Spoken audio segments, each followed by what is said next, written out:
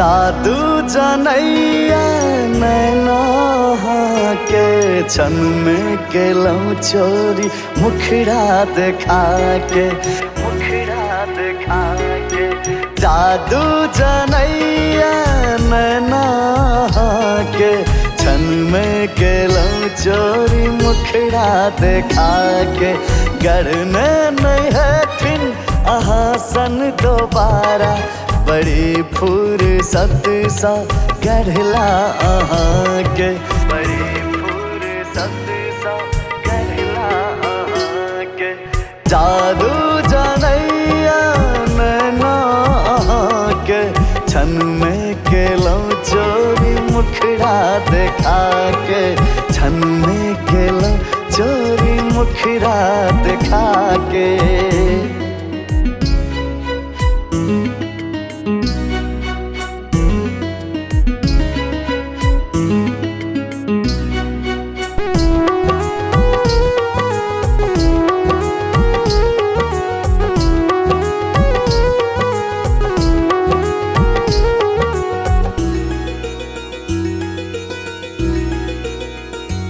चूड़ी कंगना किया एते खन कैया ये इतर रही रही का हमरा बजबैया ये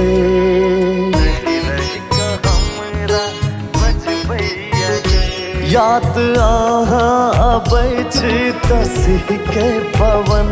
इतर रही रही का हमरा सतबैया ये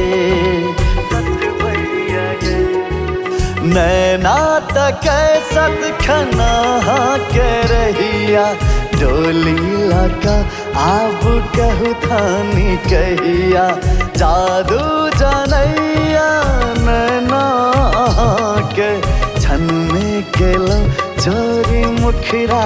देखा के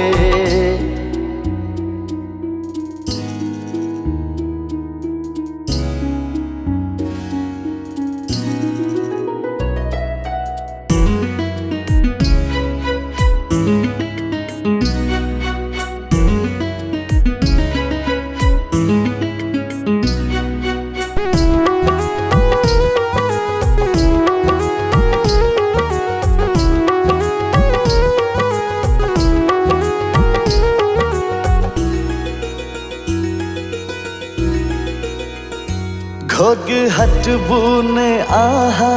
एना है ये जान देख चांदनी जायत लजा है ये जान